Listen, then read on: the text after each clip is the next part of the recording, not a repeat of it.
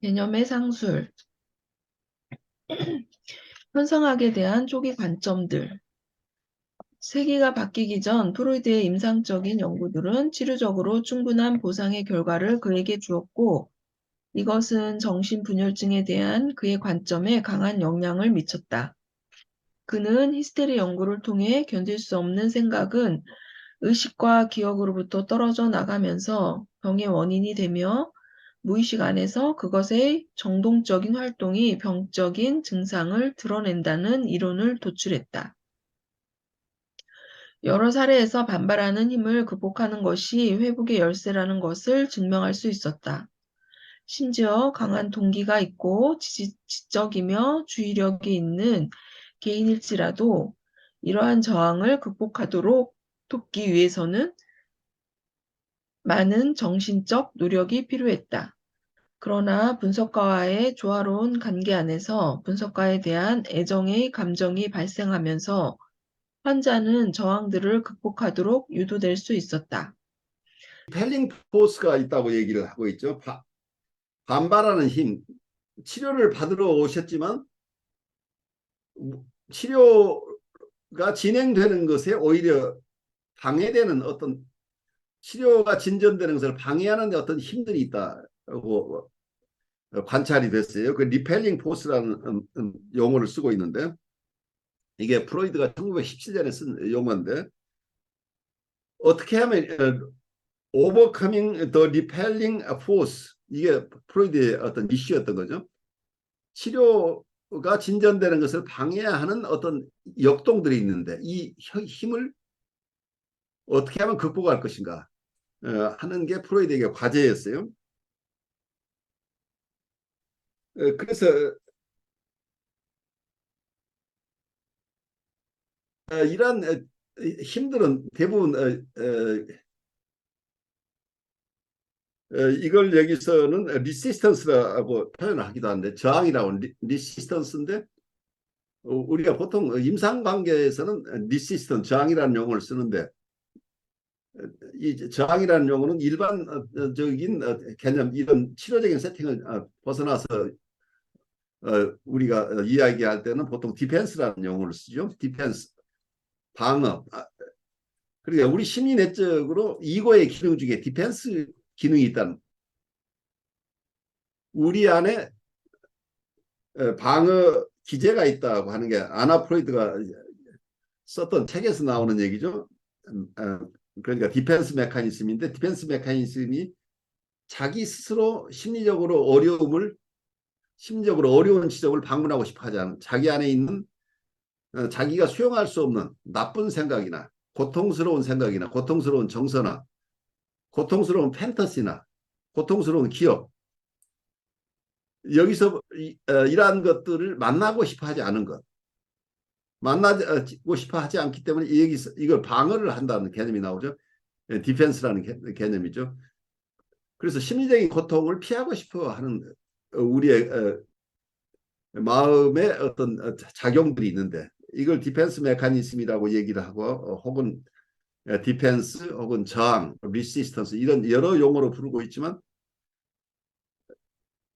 우리가 대인관계적인 측면에서 치료자와 상담자 간에 있을 때는 이 치료 진전이 일어나는 것을 방해하고 있는 어떤 저항들이 일어난다 이렇게 표현을 할 수 있겠고 개인적으로도 우리 심리 내적인 상황을 이해할 때 우리 스스로가 고통스러운 정서나 생각을 만나고 싶어 하지 않기 때문에 의식적으로 어떤 것을 잊어버리려고 하는 노력도 있어요. 경우에 따라서는 거기서 벗어나고 싶어서 고통스러워서 다른 일에 집중함으로써 내 스스로 만나고 싶지 않은 그 정서나 판타시 혹은 아픈 기억에서 해방되고 싶어서 거기서 벗어나려고 하는 의식적인 디펜스가 conscious 디펜스가 있을 수 있는데 이 방어의 대부분은 무의식적인 unconscious defense예요. 무의식적인 저항이죠. 그러니까 우리가 이게 정신분석의 초기부터 굉장히 어려웠던 게 우리는 무의식 속에 프로이드가 봤던 무의식의 세계는 그 속에 우리가 만나고 싶지 않은 우리가 고통스러운 것들, 억압된 요소들이 무의식의 세계에 있다고 봤는데 이 억압돼 있는 것들, 프로이드가 봤던 이 억압된 것들을 만나지 않으려고 하는 노력이 의식적으로 일어나는 경우도 있지만 대부분 무의식적이라는 거죠.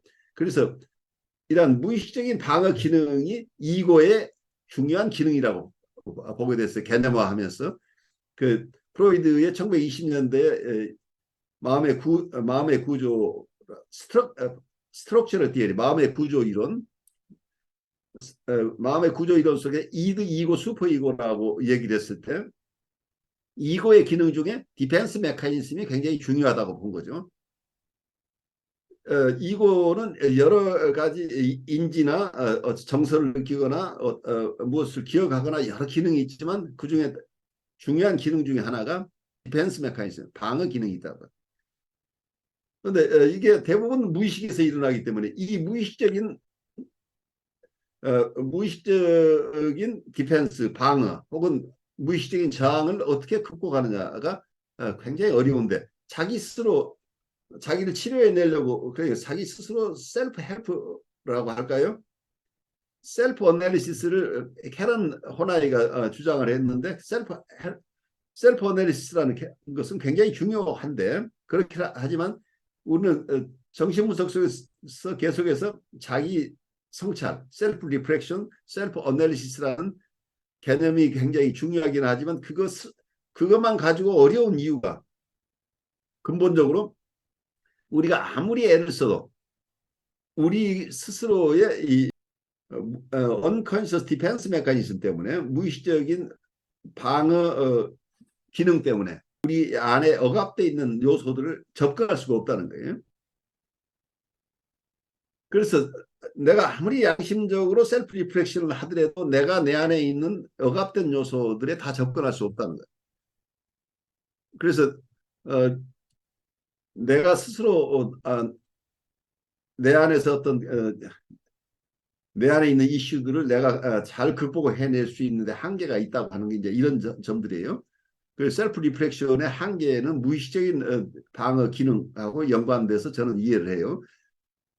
그래서 우리 스스로 리플렉션 하는 건 굉장히 중요하지만 그 한계 때문에 사실은 많은 분들이 많은 양심적인 분들 혹은 많은 영성가들이 어떤 분은 자기 반성이라고 얘기를 하고 어떤 분은 자기 분석이라고 얘기하고 어떤 분은 자기 성찰이라고 하는데 이 성찰을 하는 것 자체만 가지고 내가 이제 영성가들은 이 기도라는 용어를 쓰기도 하죠. 내가 기도해 봤는데 라고 얘기를 할 수 있고 어떤 내가 성찰해 봤는데 하면서 각자가 얘기하는데 문제는 다 굉장히 깊이 성찰하신 분들끼리 얘기를 하는데 현상 자체를 이해하는 것이 서로 정반대로 이해하고 있는 경우들이 나타나죠. 그런데 이분들이 비양심적이어서가 아니라 애쓰고 있지만 이분들이 극복할 수 없는 무의식의 세계가 있다는 얘기예요. 그래서 과거에 캐톨릭에서도 의식성찰이라는 주제가 굉장히 큰 주제인데 양심성찰이라는 용어, conscious examination이라는 용어를 중세에 썼는데 그걸 현대에 와서는 consciousness examination이라고 의식성찰이라는 개념으로 사용하고 있어요. 그래서 의식성찰이 굉장히 중요하다고 보는데 여기서 제가 정신분석을 공부하기 전에 제가 의식성찰에 대해서 공부를 좀 했었어요. consciousness examination이라는 게 굉장히 중요하다. 근데 거기에서는 우리의 정서나 생각까지를 좀 자유스럽게 접근하세요. 그러니까 내가 무엇을 잘못했는지를 성찰하려고 하는 내가 잘못된 점을 성찰해서 난 좋은 사람이 되겠다고 하는 양심 성찰. 이게 중세적인 개념이에요. 그래서 지금도 어떤 면에서 캐톨릭에서 고백 성사를 하기 전에 자기 양심 성찰을 하는 절차들이 있는데 이 양심 성찰이라는 개념 속에서는 내가 뭘 잘못했고 잘했느냐 내가 잘못한 게 무엇인가를 고백하기 전에 자기를 들여다보는 이런 과정인데 이 부분이 너무 중세적이라는 개념 때문에 이걸 현대에 와서 캐톨릭 쪽에서도 의식성찰이라는 개념으로 consciousness 혹은 awareness examination이라는 개념으로 우리의 의식을 성찰한다. 는 쪽으로 좀 폭넓혀서 보고 있었는데 제가 정신분석을 공부하기 이전에 이 의식성찰까지는 공부를 했는데 정신분석을 공부하고 보니까 이 의식성찰만 가지고는 우리 각자가 자기를 이해하기 어렵고 이웃을 이해하기 어렵다는 걸 이해하게 되는 게 우리가 의식의 영역으로 우리가 아무리 양심적으로 나를 들여다봐도 내가 들여다보지 못한 사각지대가 많이 있다는 것을 이해해야 합니다. 이게 무의식의 세계예요. 이 무의식의 세계를 우리가 접근할 수 없다는 것을 이해해요. 그래서 스스로 자기 셀프 리플렉션만 가지고 내가 다 양심상 아무 거리낌이 없다고 하는 것 자체가 이게 자만으로 작용할 가능성이 있다고 하는 거예요. 왜냐하면 자기 안에 있는 것들, 자기 스스로 만나고 싶어 하지 않은 것을 내가 만나지 않으면서 내린 결론이라는 얘기. 이게 셀프 리플렉션을 통해서 내가 성찰한 결과 오랫동안 성찰했으니까 내 얘기는 맞다. 내 얘기를 그냥 수용해달라고 하는 요구가 지나친 요구일 수 있다고 하는 것이죠. 여기에서 우리의 겸손함이 나와야 된다고 생각이 돼요. 우리가 애쓰고 있지만 우리 스스로 내가 다 성찰할 수 없는 부분이 있다는 것을 우리가 받아들여야 된다. 그래서 이게 어떤 면에서는 우리가 처음부터 통합되어 있거나 완벽하지 않다는 것. 결국은 우리가 깨어진 존재라는 우리의 브로큰니스, 우리의 깨어진 모습을 우리가 받아들이는 어떤 우리의 나르시시즘에 관한 것들이에요. 우리가 완벽하다. 내가 나를 다 성찰할 수 있다고 하는 것 자체는 나를 우상으로 보고 있다는 얘기예요. 근데 실제 우리의 모습은 우리가 태어날 때부터 완벽하지 않았고 우리는 통합되지 않은 존재고 우리 안에 모순되는 것이 가득 차 있는 존재라는 것을 받아들일 때 이게 어떠면 기독교에서는 원죄 개념하고 통하는 거죠. 이게 내가 뭘 잘못해서라기보다는 우리는 실존적으로 처음부터 우리는 깨어진 존재라는 것. 우리 안에는 갈등 구조가 갈등이라고 하는 것. 우리 안에 서로 화해하지 못하는 것들이 내부에 계속해서 있어 왔다고 하는 부분을 우리가 어떻게 이해할 것인가 하는 쪽에서 좀 더 폭넓게 사람을 이해할 필요가 있는데 이러한 것들이 정신분석의 역사 속에서 여러 이름으로 지금 거론되는 거예요.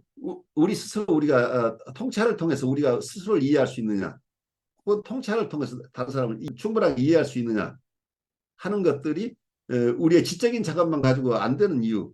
왜 자유현상이 필요한가? 무의식에 대한 탐구에 필요한가가 여기서 나오는 거죠. 무의식의 세계는 우리가 쉽게 접근할 수 없는 것이고 어떤 분은 또 이 무의식의 세계가 아니라